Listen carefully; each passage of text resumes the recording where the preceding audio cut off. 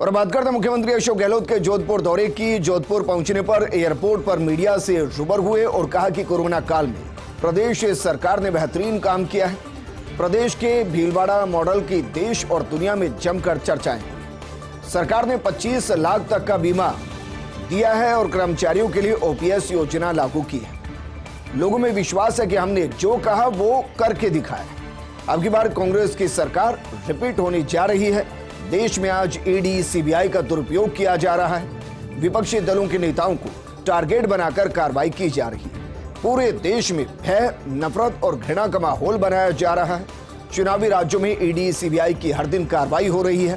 पूरे देश में एक भी बीजेपी नेता के यहां ईडी और सीबीआई की कार्रवाई नहीं की गई। टिकट वितरण के बाद उपजे विवाद को स्वाभाविक बताया और कहा कि हमने जो 7 गारंटी दी है उन पर जनता का विश्वास है। तो मुख्यमंत्री अशोक गहलोत जोधपुर के दौरे पर इस दौरान उन्होंने कहा कि बीजेपी के एक भी नेता पर कार्रवाई ईडी और सीबीआई ने नहीं की है। हमने जो 7 गारंटी दी है उन पर जनता का विश्वास है, क्योंकि हमने इससे पहले जो वादे किए वो पूरे किए।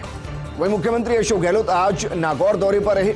मुख्यमंत्री गहलोत ने नागौर में डीडवाना के अंदर चुनावी सभा को संबोधित किया और कहा कि हमने लोगों की जरूरतों को देखते हुए अभी 7 गारंटी दी है। पहली गारंटी, गृहलक्ष्मी योजना के तहत महिला मुखिया को 10,000 रुपए देगी। गोधन योजना के तहत किसानों से गोबर खरीदेगी सरकार। अंग्रेजी मीडियम शिक्षा सभी को दी जाएगी। कॉलेज छात्रों को लैपटॉप देंगे, टैबलेट दिए जाएंगे।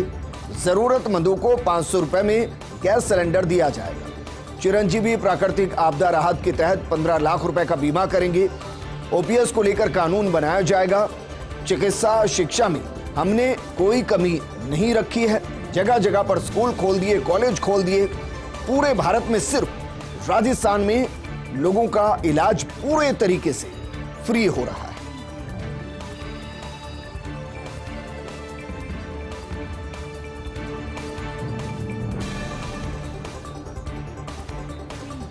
तो मुख्यमंत्री अशोक गहलोत आज नागौर के दौरे पर रहे। मुख्यमंत्री गहलोत ने नागौर के डेगाना में चुनावी सभा को संबोधित किया और कहा कि डेगाना में हमने विकास में कोई कमी नहीं छोड़ी है।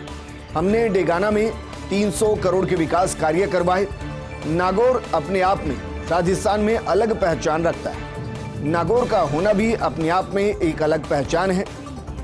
स्वास्थ्य सेवाओं में राजस्थान आज सिरमौर बन चुका है।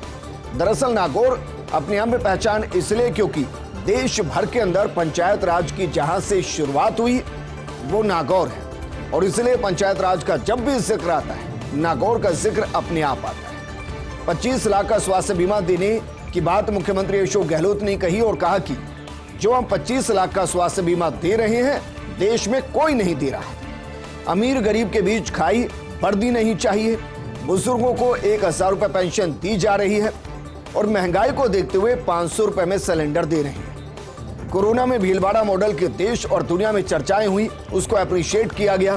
किसानों, पशुपालकों के हितों को ध्यान में रखकर हमारी सरकार काम कर रही है। वहीं अन्नपूर्णा योजना के तहत जरूरतमंदों को राशन किट दिए। 3 लाख नौकरियां देकर युवाओं के भविष्य का ध्यान रखा। महिलाओं का बसों में आधा किराया भी हमने कर दिया। और बात करते हैं राजस्थान में बीजेपी उम्मीदवारों की 5वीं सूची जो जारी हुई है, और बीजेपी ने 15 उम्मीदवारों की एक और सूची जारी की।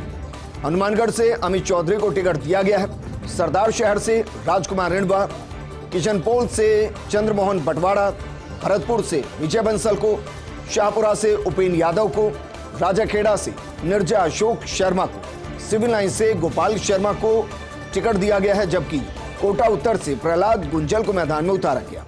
आदर्श नगर से रवि नैयर को मैदान में उतारा गया है, जबकि मावली से डॉक्टर केजी पालीवाल को, पीपलदा से प्रेमचंद गोचर को, मसूदा से अभिषेक सिंह को, शेरगढ़ से बाबू सिंह राठौड़ को, कुलाया से अंशुमान सिंह भाटी को, 12 अटरू से राधेश्याम बैरवा को टिकट दिया गया।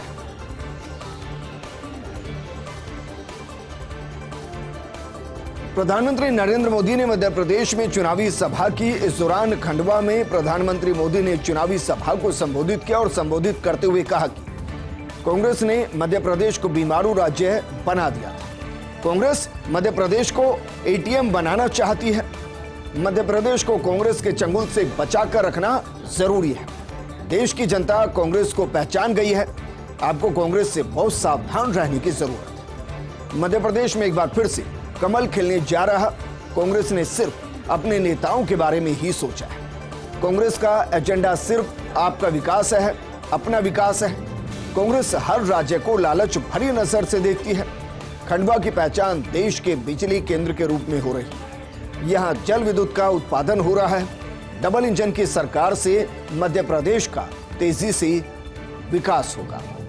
तो प्रधानमंत्री मोदी ने जमकर हमला किया कांग्रेस पर, कहा कि कांग्रेस सिर्फ अपना विकास करना जानती है, आपका विकास नहीं करती है।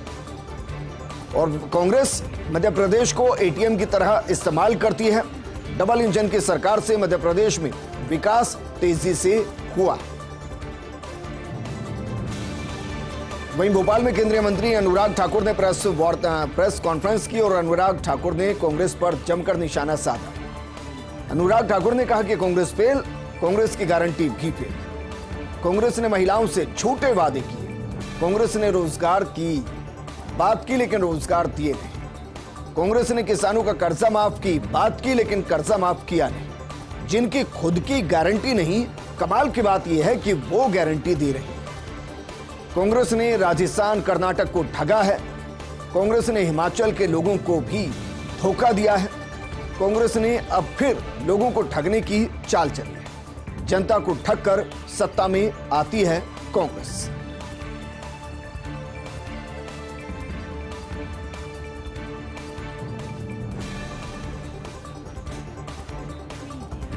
और अब बात करते हैं गृहमंत्री अमित शाह, जो आज बिहार के दौरे पर रहे। बिहार के मुजफ्फरपुर में अमित शाह ने जनसभा को संबोधित किया। इस दौरान अमित शाह ने कहा कि INDIA गठबंधन जो बनाया गया है उस पर अमित शाह ने जमकर निशाना साधा और कहा कि INDIA गठबंधन का मकसद और मतलब सिर्फ मोदी विरोध है, मोदी विरोधी है। आपको तय करना है कि घोटाला वाला गठबंधन चाहिए या विकास वाला गठबंधन। गठबंधन में नीतीश कुमार को कोई जगह नहीं है।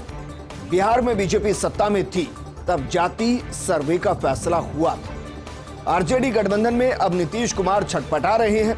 नीतीश कुमार आरजेडी गठबंधन से अलग होना चाहते हैं। अमित शाह ने नीतीश कुमार को पलटू राम तक कह दिया और कहा कि पलटू राम ने पलटी मारकर जनादेश का अपमान किया। देश में बेरोजगारी दर में अचानक एक बार फिर से बढ़ोतरी हुई है। अक्टूबर में 29 माह बाद बेरोजगारी दर 10% से ज्यादा हो गई। कोविड के दौरान मई 2021 में 11.84% थी बेरोजगारी दर।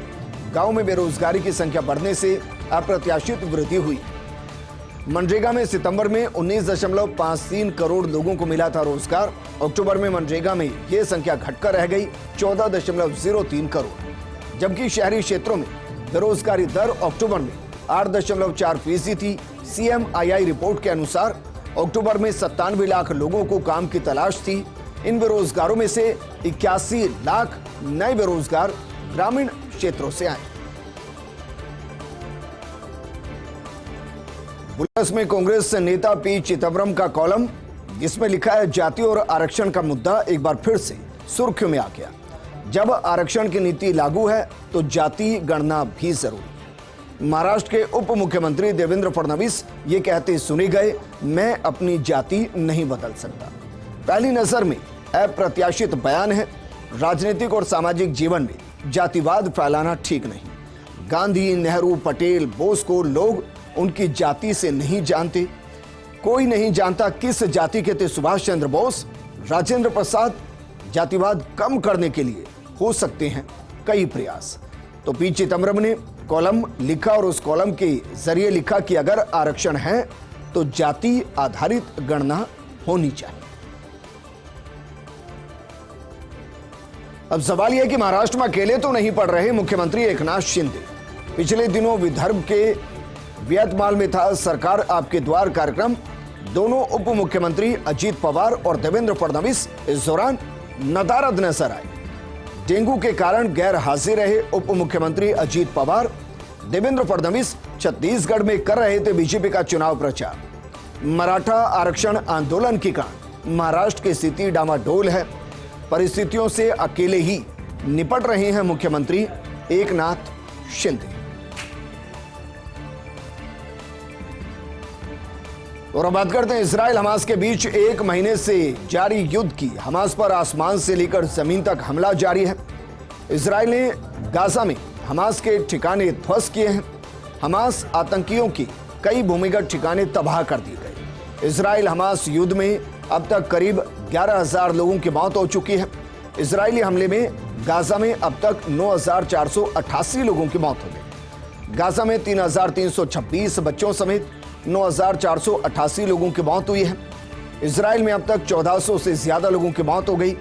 हमास पर अभी भी 242 इजरायली लोगों को बंधक बनाने का आरोप